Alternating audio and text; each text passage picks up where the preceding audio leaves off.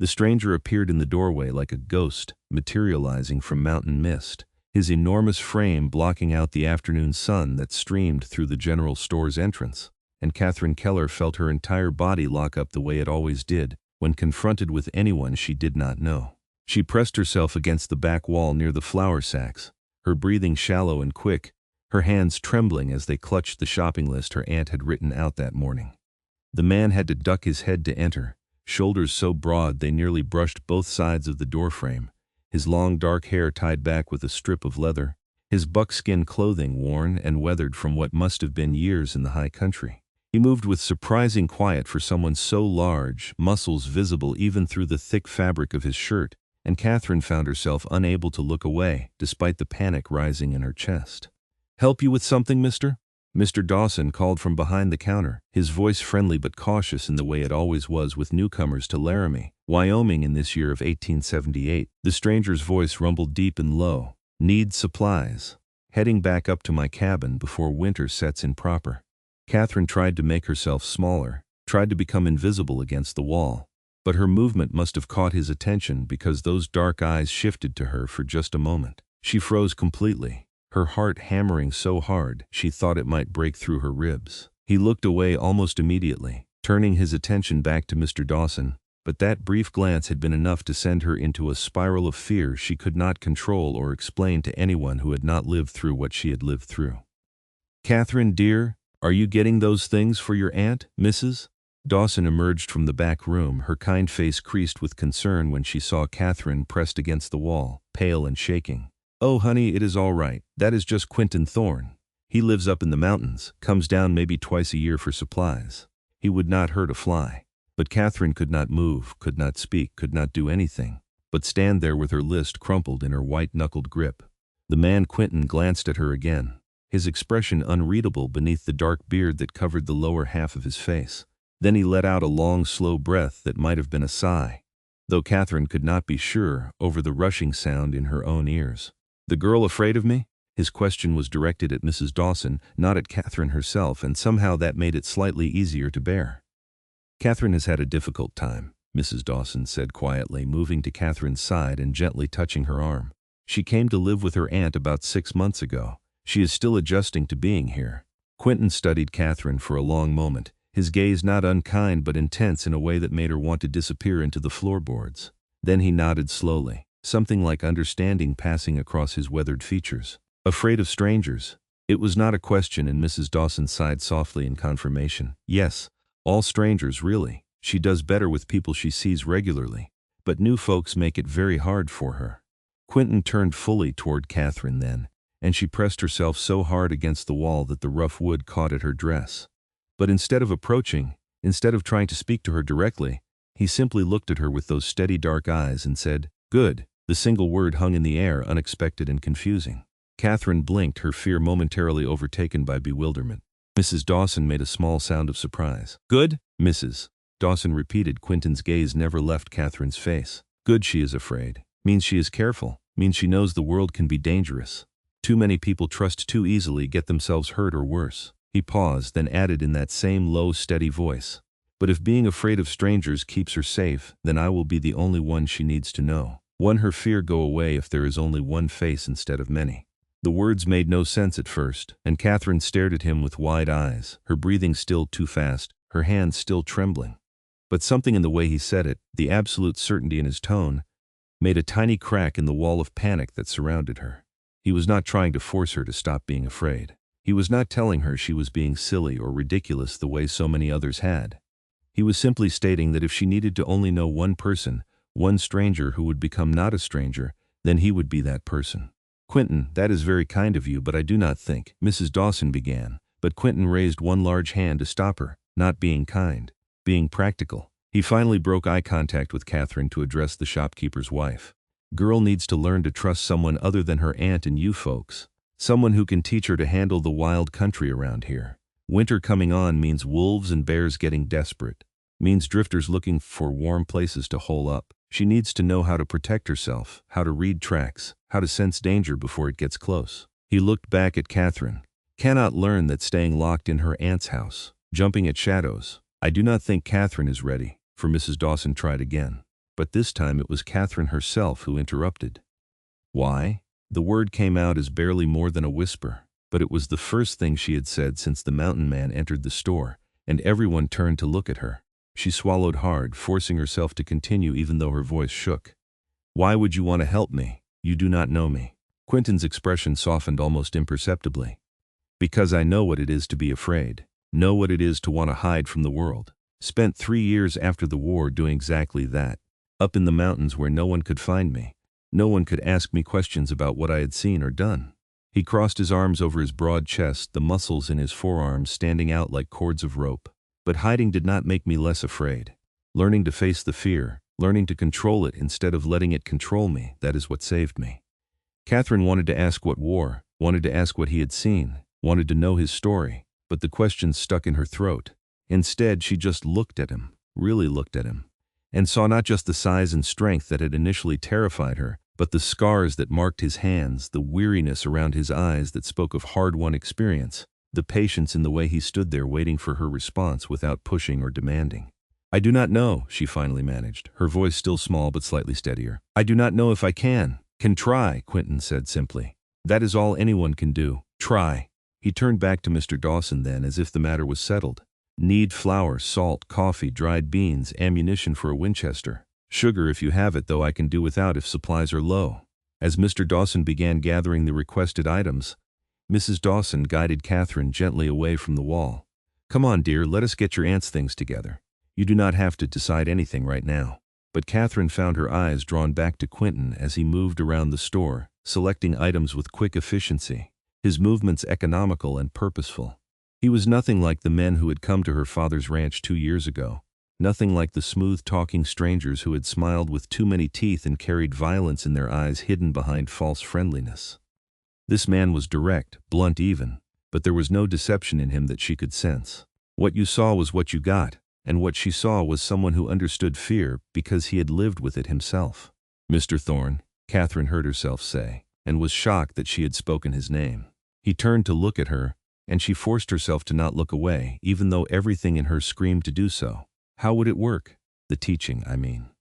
A ghost of something that might have been a smile touched his bearded face. Simple. I come down from the mountain every few days.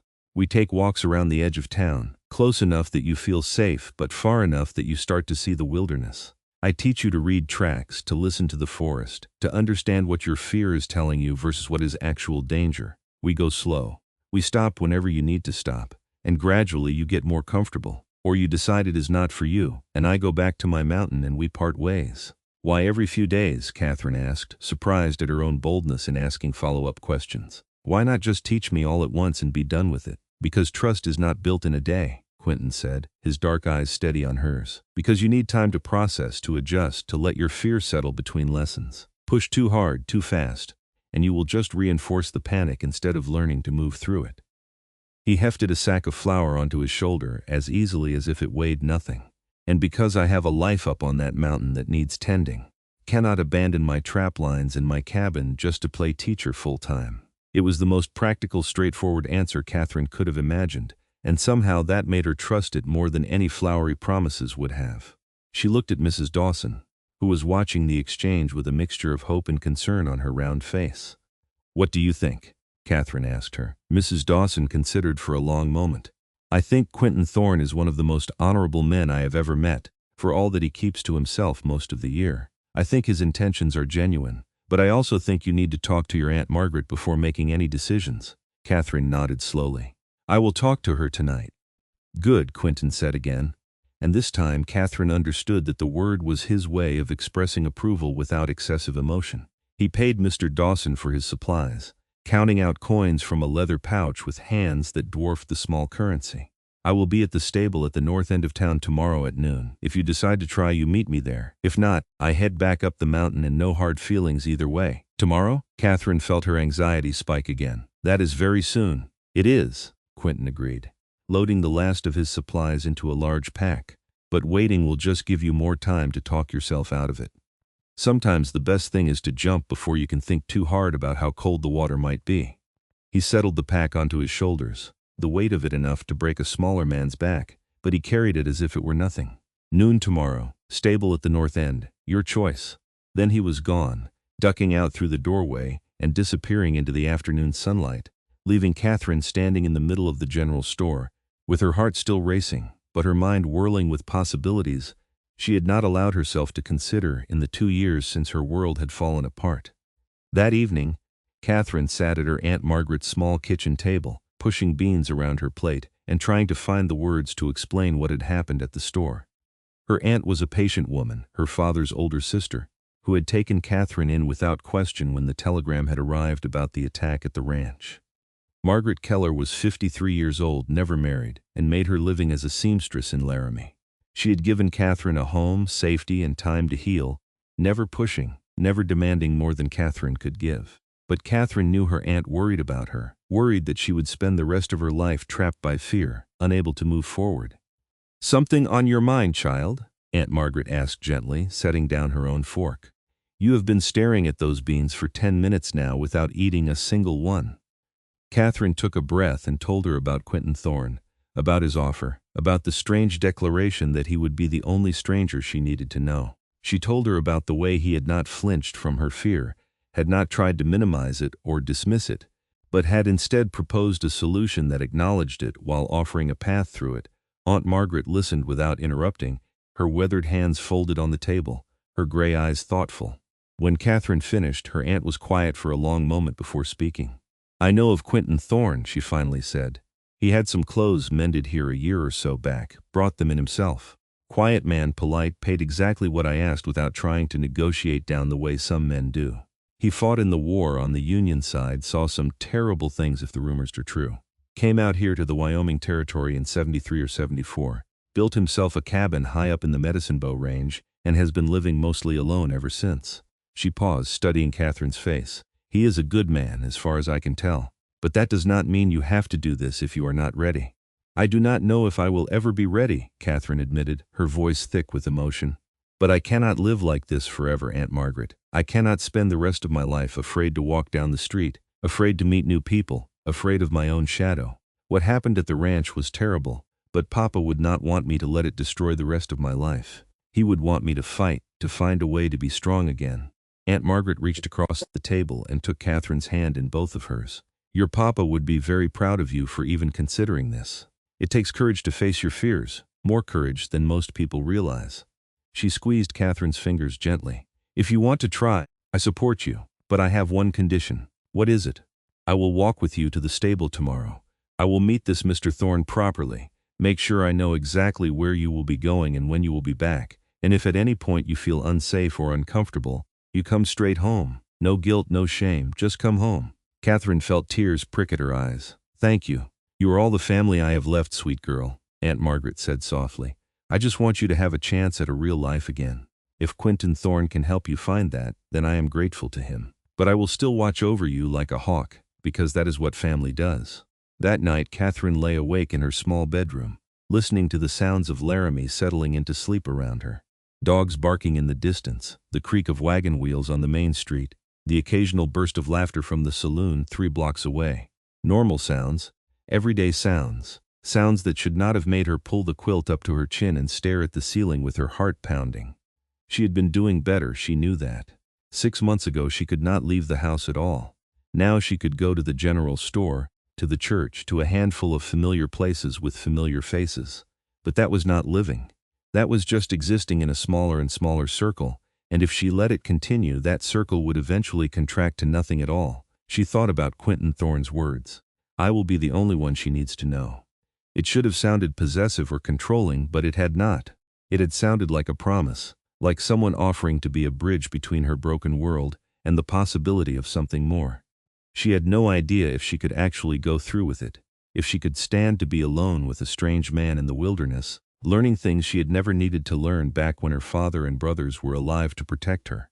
But she knew she had to try, because the alternative was to stay frozen forever, and that was its own kind of death. Morning came too quickly and too slowly all at once, and Katherine dressed in her most practical clothing. A simple brown skirt, a cream-colored blouse, and her sturdy boots. She braided her dark blonde hair and pinned it up, staring at herself in the small mirror above her washstand. She was 20 years old, but the woman looking back at her seemed older, shadows under her blue eyes, a tightness around her mouth that had not been there 3 years ago. She had been pretty once, or so people had said. Now she just looked tired and haunted. "Ready?" Aunt Margaret asked when Katherine emerged from her room.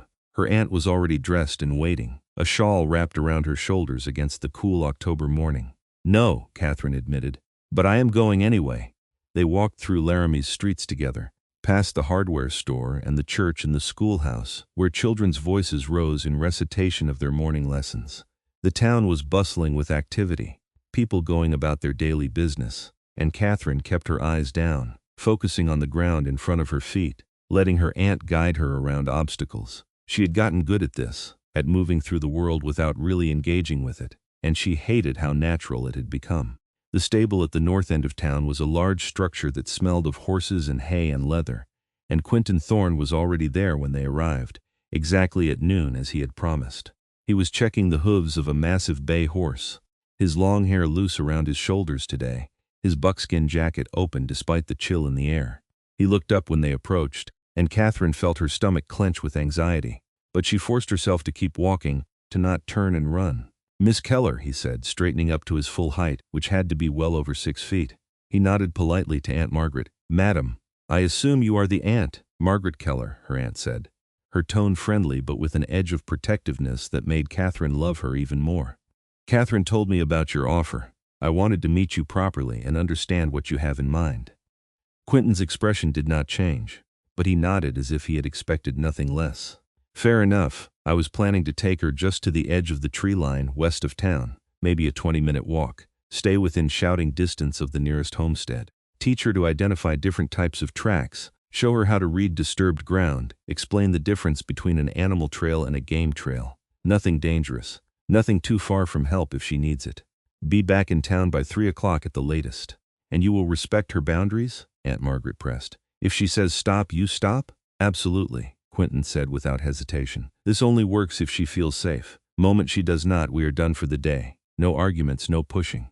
Aunt Margaret studied him for a long moment, then looked at Katherine. "What do you think, dear? Does this sound acceptable to you?" Katherine looked at Quinton, at his calm, patient expression, at the way he stood a few feet back instead of crowding into her space. She looked at the horse beside him, a gentle-looking creature with intelligent eyes and a glossy coat that spoke of good care. She looked at her own trembling hands and made a decision. "Yes," she said, her voice barely above a whisper. "I will try." "Good," Quinton said, and there was that word again, simple and solid. He gestured to the horse. "This is Thunder.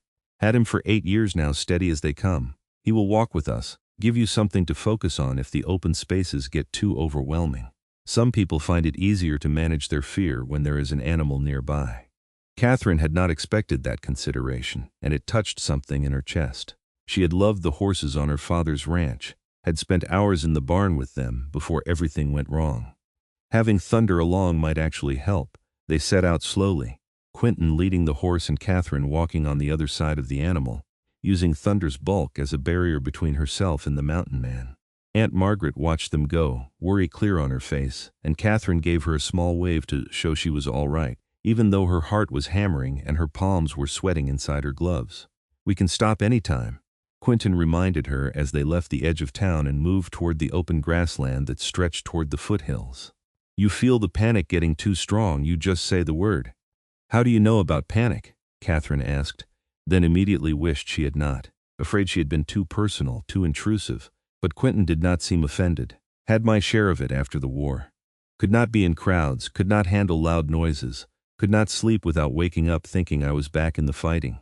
Took years to get it under control, and even now I prefer the quiet of the mountains to the bustle of towns." He was quiet for a moment, then added, "My younger brother died at Gettysburg, watched him fall and could not get to him through the gunfire. Spent a long time thinking I should have been faster, stronger, braver. Spent a long time being angry at myself for surviving when he did not." Katherine felt her throat tighten with unexpected emotion. "I am sorry. Me too. But it taught me that fear and grief are not things you can just push away or ignore. They are things you have to move through, like walking through a storm. You keep putting one foot in front of the other until you come out the other side. Does not mean the storm was not real or that it did not hurt, just means you survived it." They walked in silence for a while, the only sounds the soft thud of Thunder's hooves on the packed earth and the whisper of wind through the dry grass. Katherine focused on her breathing, on the solid presence of the horse beside her, on the fact that Quinton was not trying to fill the quiet with meaningless chatter. He was just there, steady and calm, giving her space to exist with her fear, instead of trying to talk her out of it. "See there?" Quinton said eventually, pointing to a patch of disturbed earth near a cluster of sagebrush. "Deer track. You can tell by the split hoof print shaped like a heart almost. Fresh too, probably from early this morning based on how crisp the edges still are." Katherine leaned slightly forward to look, careful not to move too close to Quinton. The track was exactly as he described, delicate and clear in the soft soil. "How can you tell it was morning?" Dew would have been on the ground then, making the soil damper, easier to leave a clean impression. By midday this dirt dries out and tracks get more crumbly around the edges. Also, deer tend to move at dawn and dusk when it is cooler and there are fewer predators around. "What kind of predators?" Katherine asked, then immediately tensed, worried the answer would frighten her more. "Wolves mostly this time of year, coyotes, the occasional mountain lion, though they tend to stay higher up. That is why it is important to know what is around you. Not to make you more afraid, but to make you more aware." There is a difference. They spent the next hour moving slowly through the grassland, Quinton pointing out different tracks, showing her how to tell the difference between old and new signs, explaining how to read the landscape for water sources and shelter. Katherine found herself gradually relaxing, the fear still present, but not quite as overwhelming when she had something specific to focus on, something practical to learn. Quinton never came closer than 5 feet to her, never made sudden movements, never raised his voice above that low, steady rumble that somehow felt safer than silence. When they turned back toward town, Katherine realized with surprise that she had spent over 2 hours with a complete stranger and had not once felt the need to run. The panic had been there, certainly, hovering at the edges of her consciousness, but it had not consumed her the way it usually did. That was progress, even if it was small. "Did all right today?" Quinton said as they approached the stable again. Aunt Margaret was waiting there, relief flooding her face when she saw them. "Same time 3 days from now if you want to continue. We will go a little further, try some different terrain." Yes, I think so," Katherine said, then added, "Thank you for being patient." Quinton looked at her then, really looked at her, and something in his expression was almost gentle despite the rugged features and the weathered lines around his eyes. "Takes strength to do what you did today. Most people would not even try. You should be proud of yourself." Katherine felt unexpected tears sting her eyes and had to look away. She was not used to praise, not used to someone acknowledging her efforts instead of just her limitations. 3 days from now," she repeated softly.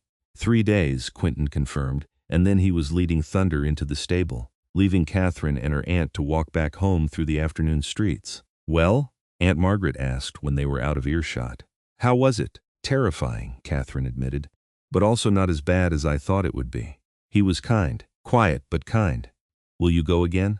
Katherine thought about the deer tracks, about the way Quinton had explained things without making her feel stupid, about the promise that she could stop any time she needed to. "Yes," she said, "I think I will." 3 days later, Katherine was waiting at the stable at noon, her heart racing but her resolve firm.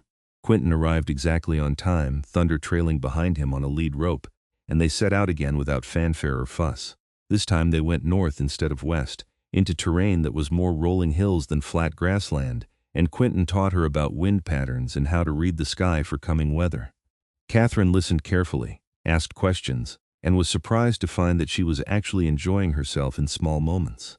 Despite the underlying current of fear, the lessons continued like this through October and into November, every 3 or 4 days, sometimes more often if the weather was good and Quinton did not have urgent business on the mountain. Each time they went a little further, stayed out a little longer, and Katherine found herself growing more comfortable, not just with Quinton, but with the wilderness itself. She learned to move quietly through the forest, to step over branches instead of crunching through them, to listen for the subtle sounds that indicated animal presence. She learned which plants were safe to eat and which were poison, how to find water even when there was no obvious stream, how to build a fire in wind and rain. But more than the practical skills, she was learning to recognize the difference between reasonable caution and paralyzing fear. Quinton had a way of explaining danger that made it manageable, something to be respected and prepared for, rather than something to be so afraid of that she could not function. He talked about fear as a tool, information that your body was giving you about potential threats, and he taught her to assess that information rationally instead of just reacting to it emotionally.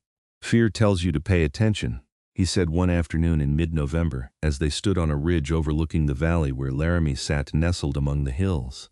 But it does not always tell you the truth. Sometimes you are afraid of something that is genuinely dangerous, and that fear keeps you alive. But sometimes you are afraid of something that is not actually a threat, and that fear just keeps you small. How do you tell the difference? Katherine asked, hugging her coat around herself against the cold wind that swept down from the mountains. Experience, practice, time. Quinton looked out across the valley, his long hair whipping in the wind, his profile strong and sharp against the gray sky. You learn what your fear feels like when it is warning you versus when it is just echoing old pain. You learn to pause and assess instead of just reacting. And you learn to push through the fear that is keeping you small, even when it is hard, even when every instinct is screaming at you to run. Is that what you did after the war? Quinton nodded slowly. Eventually. Took me a long time to get there, though. Spent the first few years just hiding, just trying to survive from one day to the next. But hiding did not heal me. Facing the things I was afraid of, even when it hurt, even when I failed sometimes, that is what started to heal me. Katherine wanted to ask more, wanted to understand this complicated man who had appeared in her life, like an answer to a prayer she had not known she was praying. But before she could find the words, Thunder nickered softly and shifted his weight, his ears pricking forward. Quinton turned immediately, his entire body suddenly alert, and Katherine felt her stomach drop. "What is it?" she whispered. "Someone coming," Quinton said quietly. "On horseback, moving fast. Stay behind me."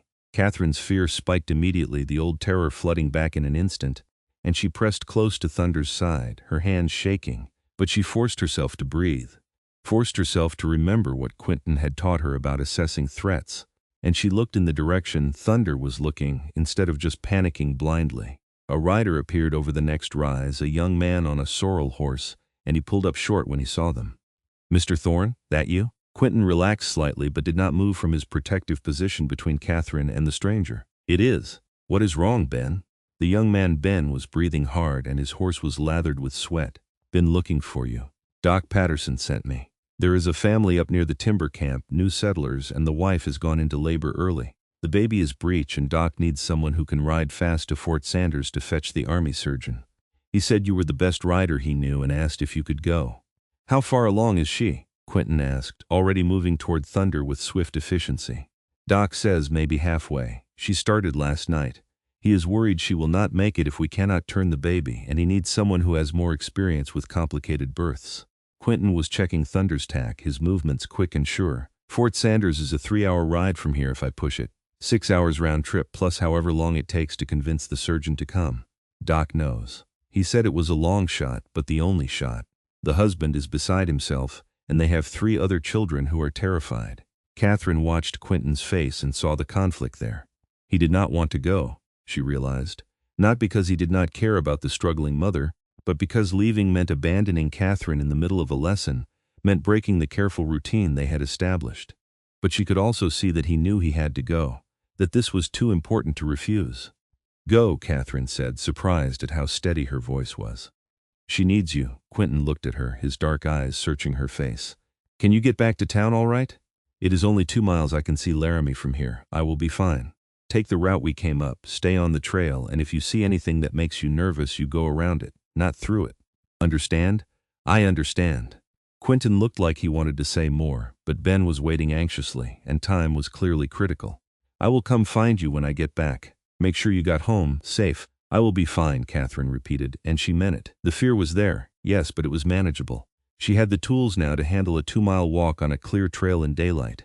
She could do this. Quinton swung up onto Thunder's back with easy grace despite his size, and the horse immediately sensed the urgency, prancing in place. 3 days, Quinton said to Katherine. "If I am not back by then means I got delayed at the fort or the birth took longer than expected, but I will be back." Then he was gone. Thunder's powerful legs eating up the distance, Ben struggling to keep pace on his smaller horse. Katherine stood on the ridge alone, watching them disappear, and felt the panic try to rise. But she breathed through it, reminded herself that she knew the way home, that she had been learning from Quinton for weeks now, that she was stronger than her fear. The walk back to Laramie took just over an hour, and Katherine made it without incident, though she jumped at every unexpected sound and had to stop twice to calm her racing heart. But she did it, alone, and when she walked through the door of her aunt's house, she felt a surge of pride that was stronger than the exhaustion. "Where is Mr. Thorne?" Aunt Margaret asked, looking past Katherine as if expecting him to appear. "Emergency up at the timber camp. He had to ride to Fort Sanders for a surgeon." Katherine sank into a chair, suddenly aware of how tired she was. "I walked back by myself." Aunt Margaret's eyes widened. "By yourself, Katherine, that is wonderful. Are you all right?" "I am tired, and I was scared. But I did it." Katherine looked at her hands, which were no longer shaking now that she was safe inside. "I actually did it." Her aunt pulled her into a tight hug, and Katherine let herself be held, let herself feel proud and scared and exhausted all at once. It was not a huge victory in the grand scheme of things, but it was her victory, earned step by painful step over the past 6 weeks. And it felt like the beginning of something, like the first crack in the wall that had surrounded her for so long. 3 days passed, then 4, and Quinton did not return. Katherine tried not to worry, tried to remember that he had warned her there might be delays, but she found herself watching the northern road constantly, looking for a rider on a big bay horse. On the 5th day, she worked up the courage to walk to the general store alone, a journey she had not made without her aunt since before Quinton started teaching her. And she was waiting by the counter when Mrs. Dawson looked up with a smile. "Katherine, how are you, dear? Have you heard anything about the family at the timber camp?" Katherine asked. "The one with the difficult birth?" Mrs. Dawson's smile widened. "Oh yes, Mr. Thorne came through yesterday with the army surgeon, and we got word this morning that the mother and baby both survived. It was a close thing, apparently, but the surgeon was able to turn the baby, and they delivered a healthy little girl. The whole camp is celebrating." Relief flooded through Katherine so strongly that she had to grip the counter for support. "And Mr. Thorne, is he all right?" "He is fine, dear. I expect he is resting at the timber camp before making the journey back to town and then up to his cabin. He has been riding hard for days, and even someone as strong as Quinton Thorne needs sleep eventually." Katherine nodded, feeling something warm unfurl in her chest. He had done it. He had ridden through the night, convinced a military surgeon to come help civilians, and saved a woman's life and her child. And he would come back, just as he had promised, because Quinton Thorne kept his promises. She was walking back to her aunt's house, lost in thought, when she heard the sound of hoofbeats behind her. She turned, her heart already knowing before her eyes confirmed, and there he was, Quinton on Thunder, looking exhausted but whole, his long hair tangled and his clothes rumpled from days of hard travel. He pulled Thunder to a stop beside her, and for a moment they just looked at each other. "You are back," Katherine said, unnecessarily. "Said I would be," Quinton replied, his voice rougher than usual, probably from lack of sleep. "Heard you walked to the store by yourself. That is good progress. I heard you saved a woman and her baby. That is more than good progress." Something that might have been a smile tugged at the corner of Quinton's mouth beneath his beard. "Just did what needed doing. Same as you, walking by yourself. We all do what needs doing." Katherine felt her cheeks warm, felt something flutter in her chest that was not fear but something else entirely. Something new and strange and terrifying in a completely different way. She had been so focused on her fear of strangers, on her anxiety and trauma, that she had not noticed when Quinton stopped being a stranger. Had not noticed when his presence started to feel safe, comforting, necessary. Had not noticed until this very moment, standing on the street in Laramie with people passing around them, that she had started to care about this quiet mountain man with his patient eyes and his gentle strength. "When can we have another lesson?" she asked, her voice barely above a whisper. Quinton studied her for a long moment, and Katherine had the unsettling feeling that he could see right through her, could see the realization that was still taking shape in her own mind. "Tomorrow," he said finally. "Same time. But not a lesson this time. Just a walk. You have learned enough of the basics. Now you just need practice and time." "Just a walk?" Katherine repeated. "Just a walk," Quinton confirmed. "Unless you do not want to. No pressure either way." "I want to," Katherine said, and she meant it with her whole heart. "I want to." Quinton nodded, something warm flickering in his dark eyes. "Tomorrow then. Now I need to sleep before I fall out of this saddle. 5 days with maybe 6 hours of total rest is catching up with me." "Thank you," Katherine said impulsively. "For everything. For teaching me. For being patient. For keeping your promises." "Nothing to thank me for," Quinton said, but his expression was soft. "You did the hard work. I just walked beside you while you did it." Then he clicked to Thunder and continued down the street, leaving Katherine standing there with her heart full of feelings she was not quite ready to name but could no longer deny. That night, Katherine lay in bed and let herself think about Quinton Thorne without the filter of fear, without the constant anxiety that had colored every interaction since they met. She thought about his hands, scarred and strong but gentle when he handled Thunder, or pointed out delicate wildflowers. She thought about his voice, low and steady, never raised in anger or frustration, even when she had frozen in panic or asked the same question twice because fear had wiped her memory. She thought about the way he moved, economical and graceful despite his size, and the way he always positioned himself between her and potential threats without making a show of it. She thought about the fact that he lived alone on a mountain, had chosen solitude over society, and yet had spent weeks coming down from that solitude to help her learn to be less alone. She thought about his brother who died at Gettysburg, about the years Quinton had spent wrestling with his own fear and grief, about the strength it must have taken to build a life in the wilderness instead of letting the war destroy him. And she thought about how, for the first time in 2 years, she wanted something more than just to feel safe. She wanted to know Quinton better, wanted to hear his stories and share her own, wanted to see where these fragile, frightening, wonderful feelings might lead. It terrified her in a whole new way.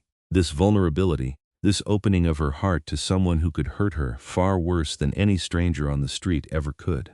But Quinton had taught her that fear was not always a stop sign.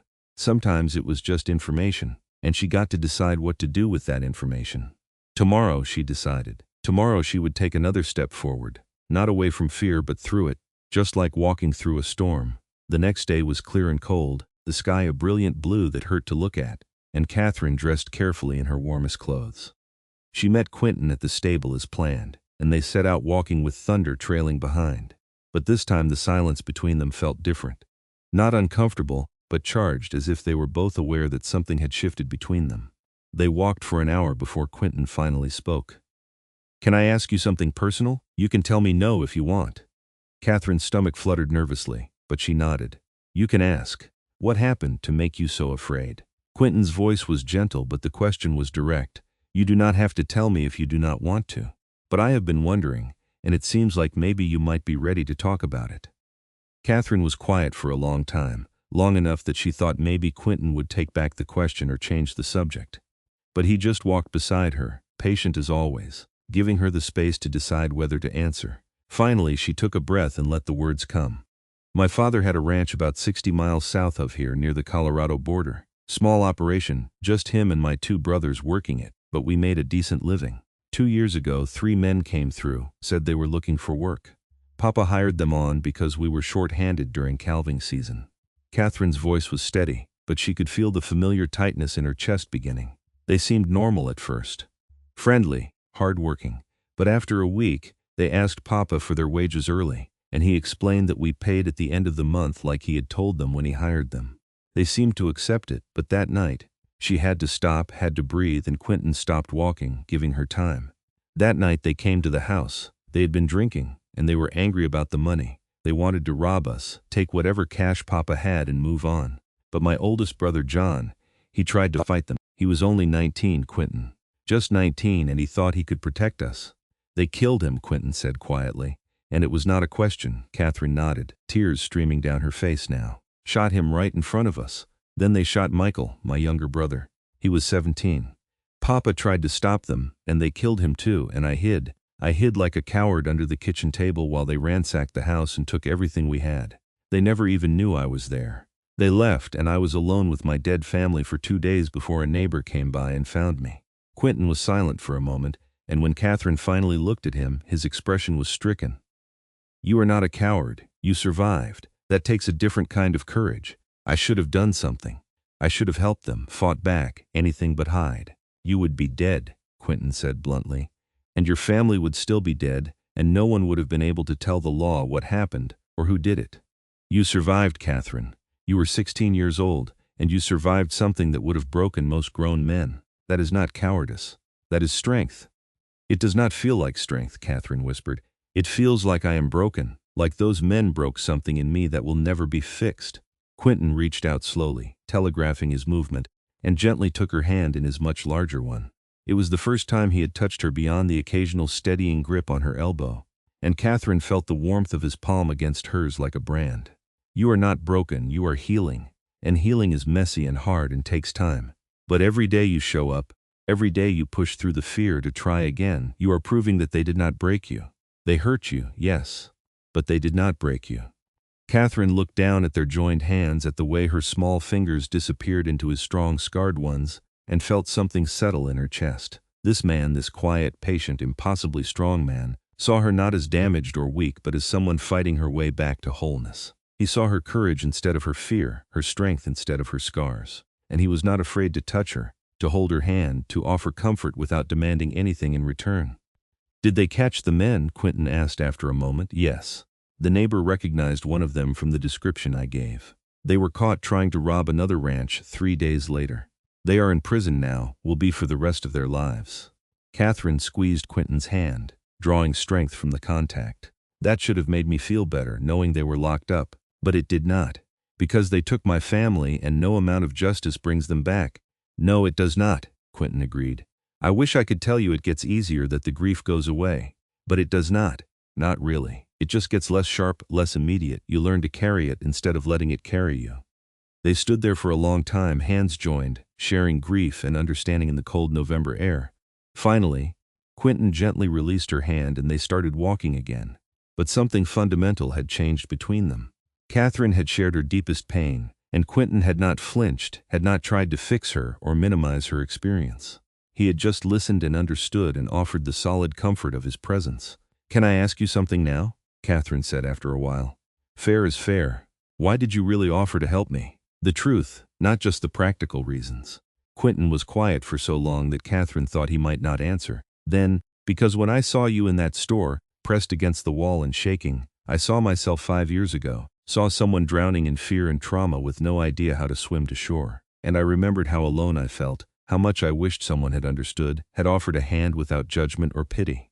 He glanced at her, his dark eyes serious. "I could not help myself back then, but I could help you. So I did." "Is that the only reason?" Katherine asked, her heart beating fast for reasons that had nothing to do with fear. Quinton stopped walking and turned to face her fully. "At first, yes. But somewhere along the way, it stopped being about helping someone through trauma and started being about wanting to spend time with you specifically. Started being about caring whether you smiled that day or whether something I said made you feel more confident. Started being about." He paused, seeming to search for words. "Started being about you, Katherine. Not your fear, not your past, but you." Katherine felt her breath catch in her throat. "Quinton, I am not good with words," he continued, his voice rough. "I live alone on a mountain because people are complicated, and I am not. But you make me want to try to be complicated. Want to try to figure out how to say things that matter. You make me want to come down from my mountain more often, and that is something I never thought I would want again." "I care about you too," Katherine said, the words tumbling out in a rush. "I did not expect to. I did not think I could care about anyone new after losing everyone I loved. But you are patient and kind and strong, and you have never once made me feel weak or broken. You make me feel like I can be myself, fear and all, and that is the most precious gift anyone has ever given me." Quinton's expression softened in a way Katherine had never seen before, vulnerability and hope mixing with something that looked like wonder. "I am twice your age, more or less. I live in a cabin with no neighbors for miles. I have nightmares about the war, and I am better with animals than people, and I am not easy to love on the best of days. You sure you want to take on all that? I am 20 years old with crippling anxiety about strangers, a murdered family, and enough trauma to fill a library book," Katherine said, surprised at the strength in her own voice. "You sure you want to take on all that?" Quinton laughed, and it was the first time Katherine had heard him really laugh. The sound low and warm and genuine. "When you put it that way, we sound like a pair, do we not?" "We do," Katherine agreed, and then she did something that would have been impossible 8 weeks ago. Something that required every ounce of courage she possessed. She took a step forward and reached up to touch Quinton's bearded cheek with her gloved hand. "I would like to try, if you would. I would like to see where this goes." Quinton covered her hand with his own, his eyes searching her face. "It will not be easy. I have to go back up to my cabin for the winter soon, before the passes snow in completely. We'll not be able to come down much once that happens, maybe not until spring depending on the weather." "Then I will wait," Katherine said simply. "You waited for me to learn to walk through my fear. I can wait through a winter for you. You are something else." "Katherine Keller," Quinton said softly, and then he bent down carefully, slowly, giving her every chance to pull away and kissed her forehead with a gentleness that brought tears to her eyes. Something else entirely. They walked back to Laramie hand in hand, not speaking much but not needing to, and when they parted at the stable, Quinton promised to come back in 2 days before he had to make his final trip up the mountain for the season. Katherine floated home, her heart so full of feelings she could barely contain them, and when Aunt Margaret saw her face, she pulled her niece into a hug without asking questions. "He is a good man," was all her aunt said, and Katherine nodded against her shoulder, grateful and terrified and happier than she had been in 2 long years. The next 2 days passed in a blur of activity. Katherine helped her aunt with sewing orders, walked to the general store by herself twice just to prove she could, and spent her evenings thinking about Quinton and the strange, wonderful turn her life had taken. When she met him at the stable on the appointed day, she brought a package wrapped in brown paper. "What is this?" Quinton asked, looking at the package with surprise. "Open it." Inside were 2 thick wool scarves, one in deep blue and one in gray, both knitted with careful, even stitches. "My aunt helped me make them," Katherine admitted. "I thought you might need them up on your mountain. It gets cold up there, I imagine." Quinton held the scarves carefully, running his calloused fingers over the soft wool. When he looked up, his eyes were suspiciously bright. "No one has given me something like this in a long time. Thank you. I wanted to give you something to remember me by during the winter." "I would remember you without the scarves," Quinton said, "but I will treasure these." He carefully tucked them into his pack, then turned back to Katherine. "I brought you something too. Nothing as nice as hand-knitted scarves, but I thought you might want it." He pulled a small knife from his belt, not the large hunting knife he usually wore, but a smaller one with a leather-wrapped handle and a blade that gleamed in the winter sun. "This was my brother's. He carried it through most of the war before he died. I have kept it all these years, but I think he would want you to have it. Want you to have something to protect yourself with, something to remind you that you are strong enough to survive anything that comes your way." Katherine took the knife with trembling hands, feeling the weight of it, the history in it. "Quinton, I cannot take this. It was your brother's. Which is exactly why I am giving it to you. James would have liked you, would have appreciated your courage and your determination to heal, and he would want his knife to go to someone who would honor it by using it to stay safe." Quinton closed Katherine's fingers around the handle. "Please, it means something to me that you have it." Katherine felt tears slip down her cheeks, and she nodded, unable to speak past the emotion clogging her throat. Quinton wiped her tears away with his thumb, his touch tender, and then he pulled her into a careful hug, his strong arms wrapping around her in a way that made her feel protected and cherished and seen. "I will come down as soon as I can in the spring," Quinton promised, his voice rumbling in his chest where Katherine's ear pressed against it. "First thaw, I will be here, and if there is an emergency, if you need me for any reason, you send word to the timber camp and they will get a message up to me. They know where my cabin is, and they will come get me if they have to." "I will be all right," Katherine said, even though the thought of months without seeing him made her chest ache.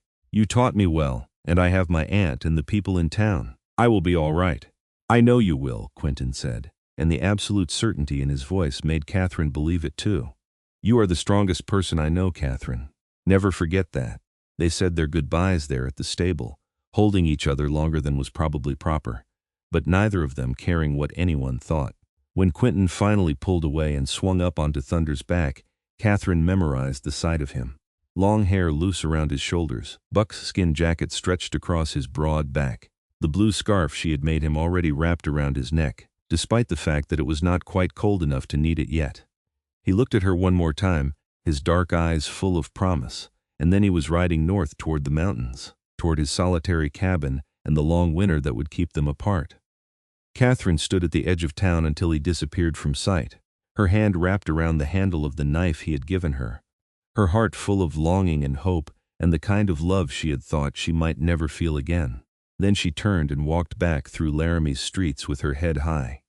No longer the frightened girl who had arrived 6 months ago, but a woman who had learned to walk through fear towards something worth having. Winter came to Wyoming with teeth and claws, snow piling high in the streets and ice forming on every surface. Katherine spent the long months helping her aunt with sewing, practicing the skills Quinton had taught her in the safety of town, and learning to live with the ache of missing someone who had become essential to her happiness. She wrote letters that she could not send because there was no way to get them up to Quinton's cabin in the deep snow, pouring out her thoughts and feelings onto paper in the hopes that she could give them to him in the spring. She kept James Thorne's knife clean and sharp, carrying it with her everywhere, a talisman against fear and a reminder that she was stronger than she knew. January passed, then February, and Katherine surprised herself by making friends with some of the other young women in town, accepting invitations to church socials and quilting circles, forcing herself to continue the work Quinton had started even without him there to guide her. It was hard and she had setbacks, days where the fear was overwhelming and she could not leave the house. But she had more good days than bad, and that was progress. In March, the snow began to melt, the streets turning to mud and the air taking on the promise of spring. Katherine watched the northern road obsessively, hoping every day to see a rider on a bay horse, but knowing that the mountain passes would take longer to clear than the town streets. She tried to be patient, tried to focus on her work and her healing, but every day without news felt like an eternity. It was a morning in late April, with the wildflowers just beginning to bloom on the hillsides, when Katherine heard Thunder's distinctive whinny from the stable at the north end of town. She dropped the dress she was hemming and ran out the door without even grabbing her shawl, her heart pounding with joy and relief and anticipation. She ran through the muddy streets, not caring that her skirts were getting filthy, not caring that people were staring, just needing to get to the stable, to see for herself that he was real and whole and back. Quinton was unsaddling Thunder when she burst into the stable, and he looked up at the commotion, his eyes widening when he saw her. Katherine did not slow down, just ran straight into his arms, and he caught her easily, lifting her off her feet in a hug that squeezed the breath from her lungs in the best possible way. "You are here," she gasped against his shoulder. "You are really here." "I am here," Quinton confirmed, his voice thick with emotion. "Been going crazy up on that mountain without you, counting the days until the passes were clear enough to travel." Katherine pulled back enough to look at his face, to see the new lines around his eyes from months of squinting at snow, the way his hair had grown even longer, the beard that was a bit more unruly than it had been in the fall. He looked thinner, harder, like the winter had carved away everything non-essential, but his eyes were warm and alive and focused entirely on her. "I missed you," she said, then laughed at how inadequate the words were. "That does not even begin to cover it. I missed you every single day." "I missed you too," Quinton said, setting her carefully back on her feet but not letting go of her. "Wrote you something. It is not fancy, and the grammar is probably terrible, but I wanted you to have it." He pulled a folded piece of paper from inside his jacket, worn and creased from being carried close to his heart all winter, and handed it to her with hands that were not quite steady. Katherine unfolded it carefully, smoothing the paper, and read the words written in Quinton's rough, practical handwriting. "Katherine, I am not good with words, but I need you to know some things. This winter has been the longest of my life, not because of the cold or the snow, but because you were not here. I thought I was happy living alone on my mountain, thought I had everything I needed in solitude and silence. But you showed me that I was just hiding, same as I accused you of hiding from your fear. You showed me that there are things worth coming down from the mountain for, worth risking the complications of caring about another person. I do not know what the future holds, or if you will still want me after months apart, but I know that I love you. I love your courage and your determination, and the way you face your fear every day instead of letting it win. I love the way you listen when I talk about tracking and weather and stupid mountain things. I love how you are healing yourself piece by piece and letting me witness it. I love you, Katherine Keller, and I am hoping you might love me too. Quinton." Katherine read the letter 3 times, tears streaming down her face, before she could look up at Quinton. He was watching her with an expression of vulnerability she had never seen from him before, waiting for her response, and she realized that this strong, capable mountain man was just as scared of rejection as she had been scared of strangers. "I love you too," she said, her voice barely above a whisper. "I have loved you since that day you rode off to help with the birth, maybe even before that. I love how patient you are, how strong and gentle at the same time. I love that you understand my fear without judging me for it. I love that you live on a mountain because the world is too loud, but you still came down from it to help me. I love you, Quinton Thorne, and I want to spend the rest of my life proving it to you." Quinton let out a breath that sounded like relief and wonder combined, and then he cupped her face in his large, scarred hands and kissed her. It was nothing like the chaste kiss he had pressed to her forehead in the fall.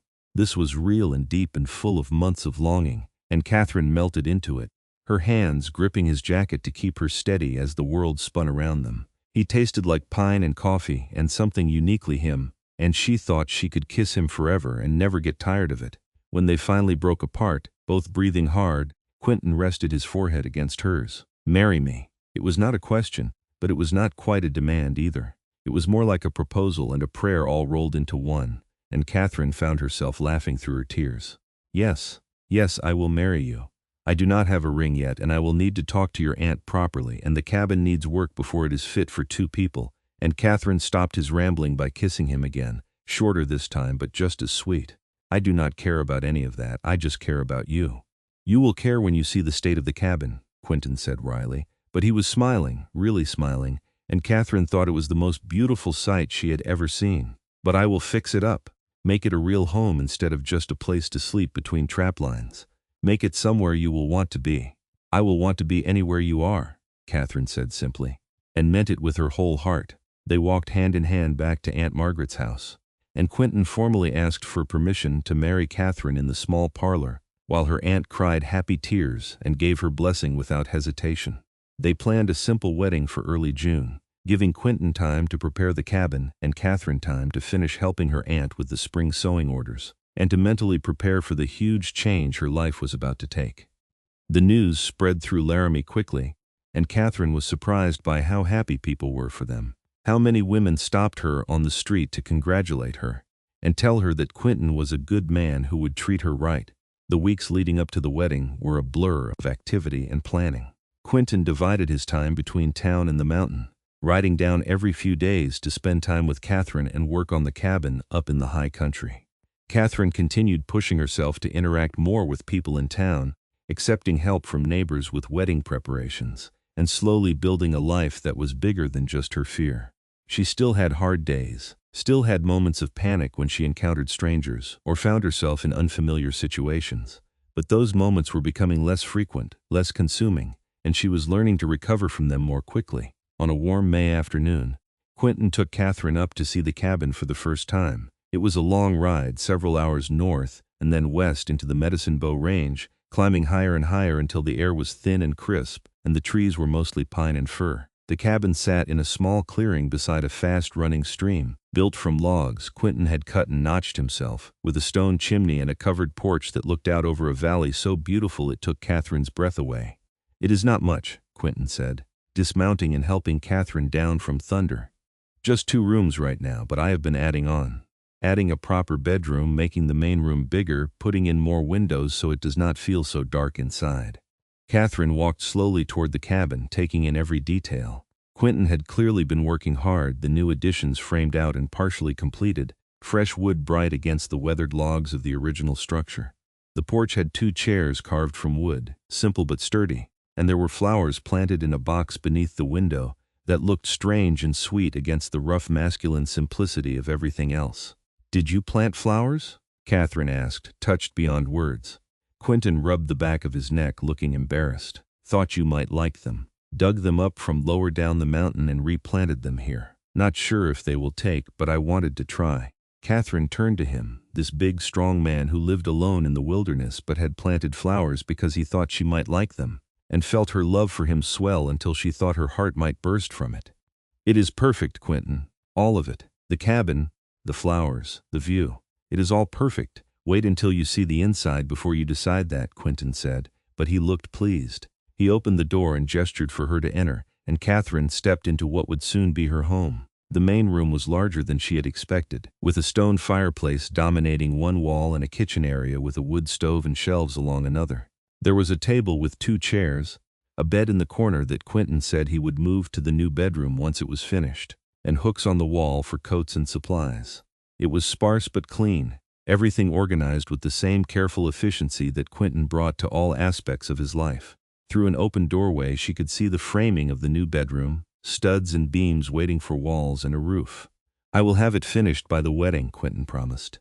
"Have the bedroom done, the main room properly set up, and some better furniture built. It will not be fancy, but it will be comfortable." "I do not need fancy," Katherine said, running her hand along the smooth wood of the table. "I just need you, and a place we can be together. This is more than enough." They spent the afternoon at the cabin, Quinton showing her around the property, teaching her where the good fishing spots were in the stream, pointing out the game trails and the places where bears might den in winter, and the path down to the nearest neighbor, a trapper who lived about 3 miles away. Katherine listened and learned, already imagining herself living here, waking up to this view, building a life with Quinton in this beautiful, isolated place. It would be an adjustment, certainly, going from town life to mountain life, but she was not afraid. Or rather, she was afraid, but she was doing it anyway, and that made all the difference. When they rode back to Laramie that evening, Catherine's mind was full of plans and possibilities, and she squeezed Quinton's waist where she rode behind him on Thunder, grateful for every twist of fate that had brought her to this moment. The wedding took place on the first Saturday in June, in the small church at the center of Laramie. Katherine wore a simple white dress that her aunt had made, with lace at the collar and cuffs, and she carried a bouquet of wildflowers that matched the ones Quinton had planted at the cabin. Quinton wore new clothes for the occasion, dark trousers and a white shirt under a vest, his long hair pulled back and his beard neatly trimmed. He looked uncomfortable in the formal clothes, but so handsome that Katherine could barely breathe when she saw him waiting at the front of the church. Aunt Margaret walked Katherine down the aisle, and when she placed Katherine's hand in Quinton's, she whispered, "Be happy, sweet girl. You deserve all the happiness in the world." The ceremony was short and simple, the minister speaking about love and commitment, and building a life together through good times and bad. Katherine barely heard the words, too focused on Quinton's face, on the way he looked at her like she was the only person in the world who mattered. When the time came for vows, Quinton's voice was steady and sure. "I vow to love you every day for the rest of my life, to protect you, to support you, to be patient when you need patience and strong when you need strength. I vow to be the person you can always trust, always rely on, always turn to. I vow to make you happy, to build you a home, and to never take for granted the gift of your love." Katherine's own vows were simpler but no less heartfelt. "I vow to love you with everything I am, to be your partner, your friend, your home. I vow to be brave, to keep fighting my fear, to never stop growing. And I vow to remind you every day that you saved me, not from danger but from a life half lived, and that I will spend forever being grateful for that." When the minister pronounced them husband and wife, Quinton kissed her with a tenderness that made Katherine's knees weak, and the small crowd gathered in the church erupted in applause. They walked back down the aisle together, hand in hand, Mr. and Mrs. Thorne, and Katherine felt like she was floating. The reception was held at Aunt Margaret's house, with neighbors bringing food and well wishes, and Katherine was surprised to find that she was not overwhelmed by the crowd. Yes, there were people she did not know well, and yes, there were moments when the anxiety spiked, but Quinton stayed close to her side, a solid presence she could lean on, and she made it through the whole afternoon without needing to escape.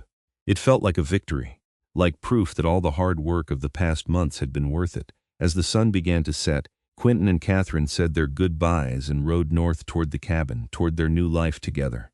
They rode slowly, savoring the last light of day, and when they finally arrived at the cabin in full darkness, Quinton lit lanterns and showed Katherine the finished bedroom, complete with a large bed and a quilt that Aunt Margaret had made as a wedding gift. "Welcome home, Mrs. Thorne," Quinton said softly, pulling Katherine into his arms in the doorway of their bedroom.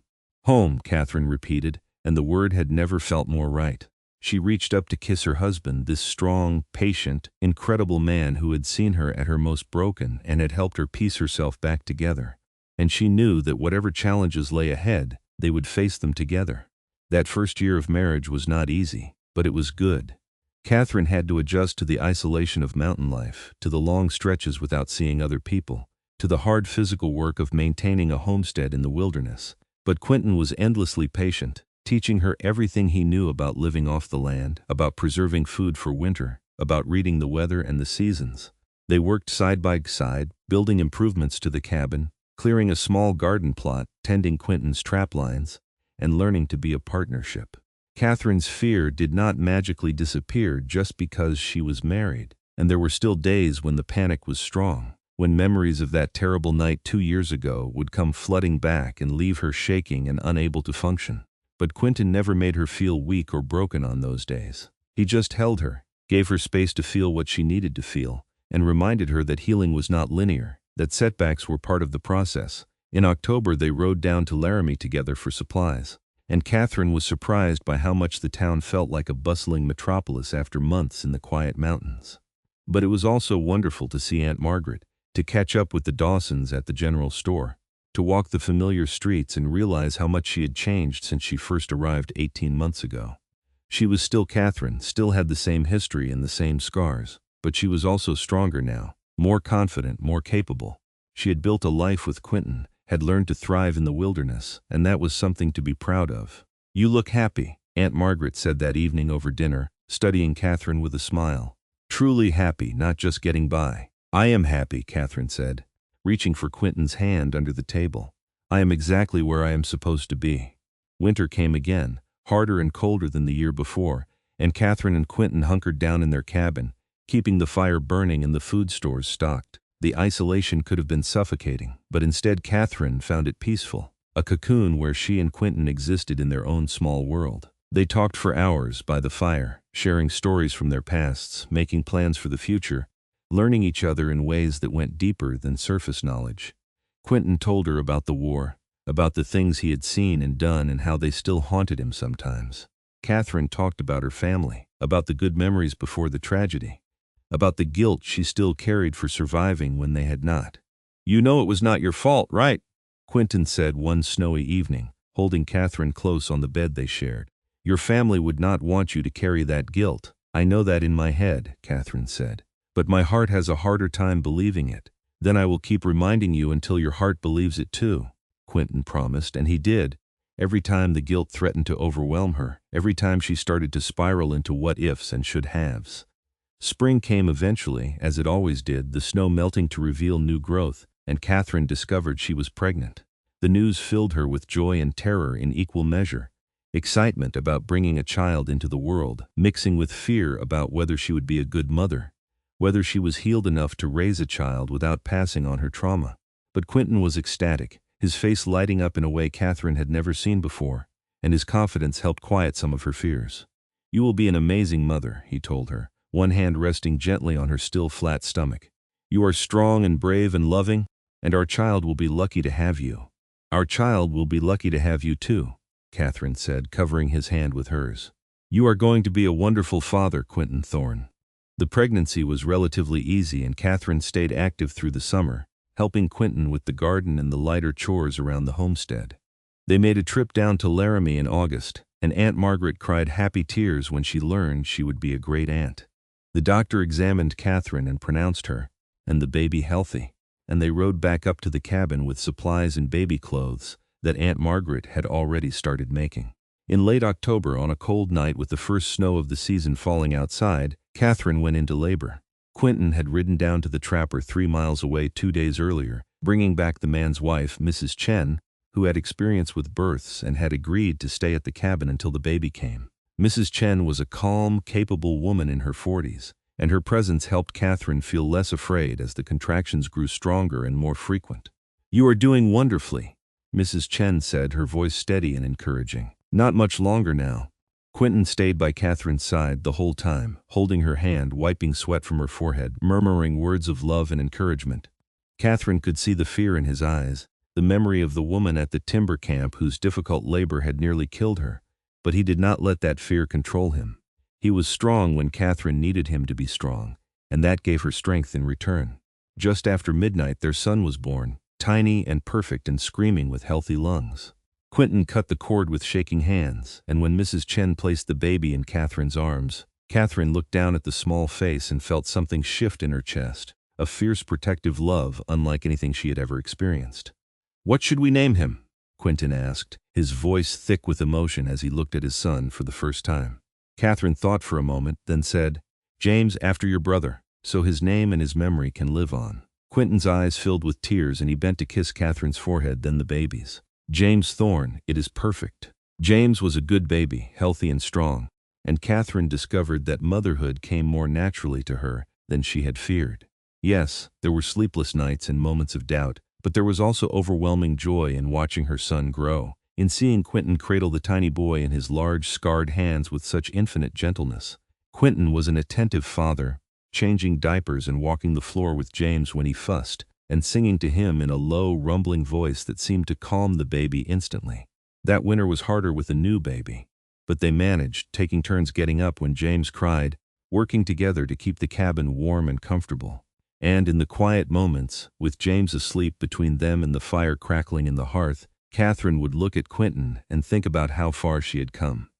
From the terrified girl pressed against the wall of the general store, to the woman who had built a life in the wilderness, who had married and become a mother, who had learned to face her fear instead of letting it rule her. "What are you thinking about?" Quinton asked one night, catching her watching him. "How grateful I am," Katherine said honestly. "For you, for James, for this life. 2 years ago, I thought I would spend the rest of my days afraid and alone, and now I have a family, a home, a future. It feels like a miracle." You did that yourself, Quinton said. I just walked beside you while you did the hard work. We did it together, Katherine corrected, and I would not want to do this life with anyone else. The years that followed were full and rich, marked by the rhythms of mountain life and the slow, steady expansion of their family. When James was 2, Katherine gave birth to a daughter they named Margaret after her aunt, and 2 years after that, another son they called Thomas. The cabin grew along with the family, Quinton adding rooms and improvements until it was a proper house rather than a simple shelter. They built relationships with other families in the high country, the Chens and a few other trappers and homesteaders, forming a small community that supported each other through harsh winters and difficult times. Katherine never fully lost her fear of strangers, but she learned to manage it, to function despite it, to not let it stop her from living the life she wanted. She still had bad days, still had moments when the panic would rise without warning, but those moments were fewer and farther between, and she had learned to navigate them without falling apart. And she had Quinton, always steady, always patient, always there to remind her of how strong she was. Aunt Margaret visited as often as she could, making the long journey up to the cabin to see her niece and great-nieces and great-nephews. She was in her 60s now, her hair completely gray and her hands gnarled with arthritis, but her mind was sharp and her love for Katherine as fierce as ever. On one visit in the summer of Katherine's 30th year, she pulled Katherine aside while Quinton was teaching the children to fish in the stream. I need to tell you something, Aunt Margaret said, her expression serious. Katherine felt her stomach clench with worry. What is wrong? Are you ill? No, nothing like that, but I am getting older and I have been thinking about the future. I want you to know that when I pass, everything I have will go to you. The house in Laramie, what little money I have saved, all of it. I know you do not need it up here, but I want you to have it anyway. Want you to know that you will always have options. Always have a place to go if something happens to Quinton, or if you need to leave the mountain. Katherine felt tears prick her eyes. Aunt Margaret, do not talk about passing. You are going to live for years yet. We all die eventually, sweet girl. I just want to make sure you are taken care of when I am gone. Aunt Margaret squeezed Katherine's hands. You have built such a beautiful life here with Quinton and the children. Your father would be so proud of you. I am so proud of you. I could not have done it without you, Katherine said, hugging her aunt tightly. You gave me a home when I had nowhere else to go, gave me time to heal, gave me your blessing to marry Quinton. You gave me everything. You gave yourself everything, Aunt Margaret corrected gently. You chose to fight, to heal, to build this life. I just loved you while you did it. Aunt Margaret passed away peacefully in her sleep 2 years later, and Katherine grieved deeply for the woman who had been her anchor after losing her parents. But she also celebrated the long, full life her aunt had lived, and she made sure to tell her children stories about their great Aunt Margaret, about her kindness and her strength and her unwavering love. Life continued in its rhythms, seasons passing in their eternal cycle, and Katherine and Quinton grew older together. They added 2 more children to their family, another daughter and another son, and the house rang with the noise and chaos of 5 children, learning and growing and exploring the wilderness around them. Quinton taught them all to hunt and fish and track, to read the forest and respect the wild, and Katherine taught them to read and write and do arithmetic, using lessons she had learned as a girl and books they ordered from catalogs and picked up on their trips to Laramie. Katherine's fear never fully disappeared, but it became such a small part of her life that sometimes she would go weeks without thinking about it. She had built something strong and real, a life full of love and purpose, and the girl who had once been too afraid to leave the house seemed like a stranger from another lifetime. She was Katherine Thorne now, wife and mother, mountain woman, survivor. On the 20th anniversary of the day she first met Quinton, Katherine asked him to take her back to the place where he had given her her first lesson in tracking. They rode out together in the early autumn morning, leaving the children with Mrs. Chen, and found the spot west of Laramie where Quinton had shown her the deer tracks and taught her the difference between fear and awareness. Do you remember that day? Katherine asked, standing in almost the same spot where she had stood 2 decades earlier. Every detail, Quinton said, coming to stand beside her. You were so scared, but you came anyway. I admired that then, and I admire it now. I was terrified of you, Katherine admitted with a laugh. This enormous mountain man with his muscles and his long hair and his intensity. I thought you might hurt me, but I did not know you saved me instead. Katherine turned to face Quinton, this man who had aged with her, whose long hair was now streaked with gray and whose beard was more silver than black.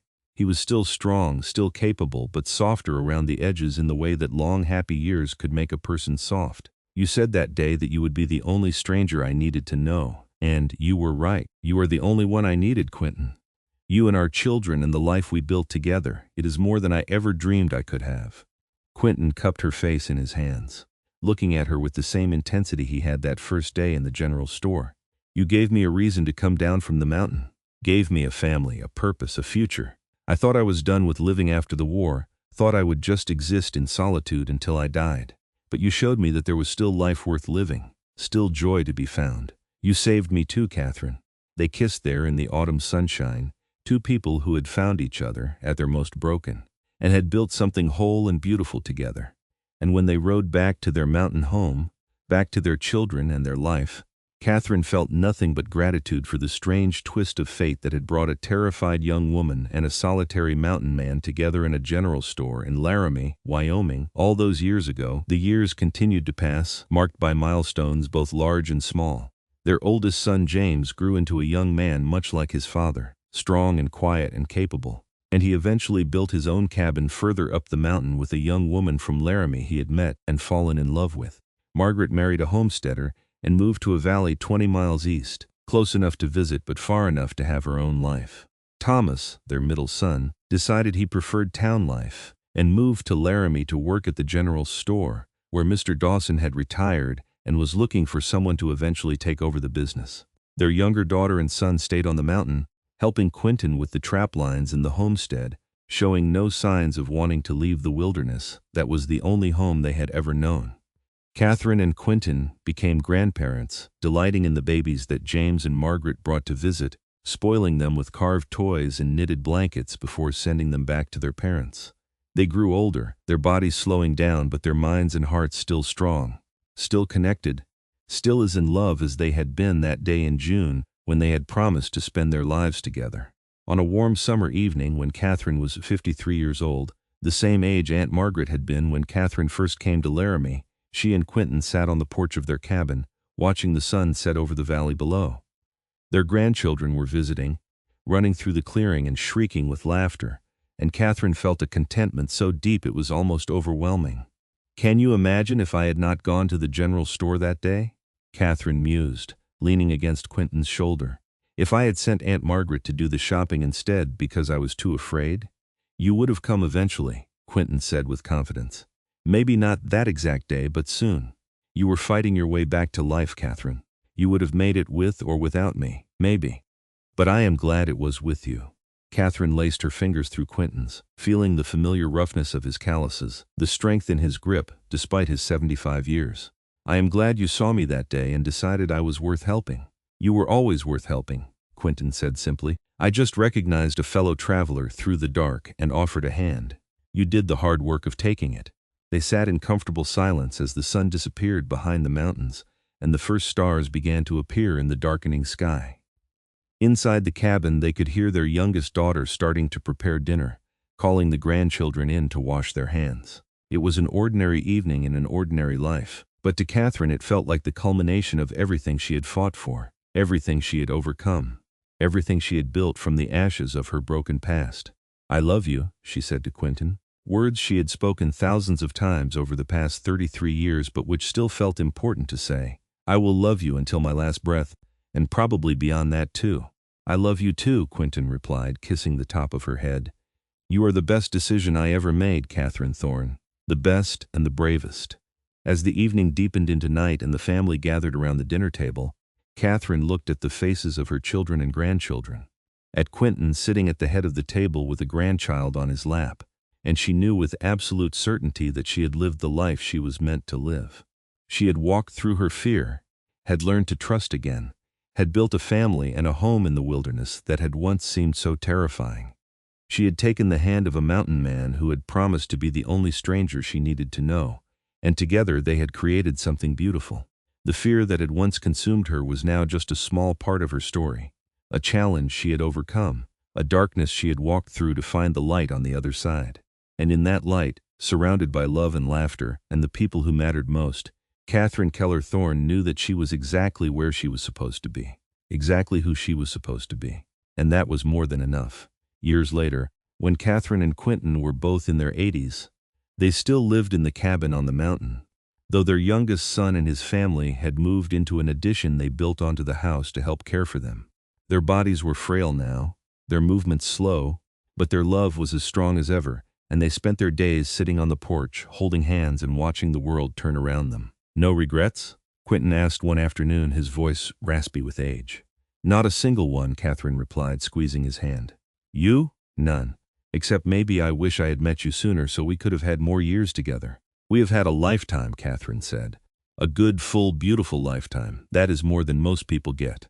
When Katherine passed away peacefully in her sleep at the age of 87, Quinton mourned her deeply but also celebrated the incredible life they had shared.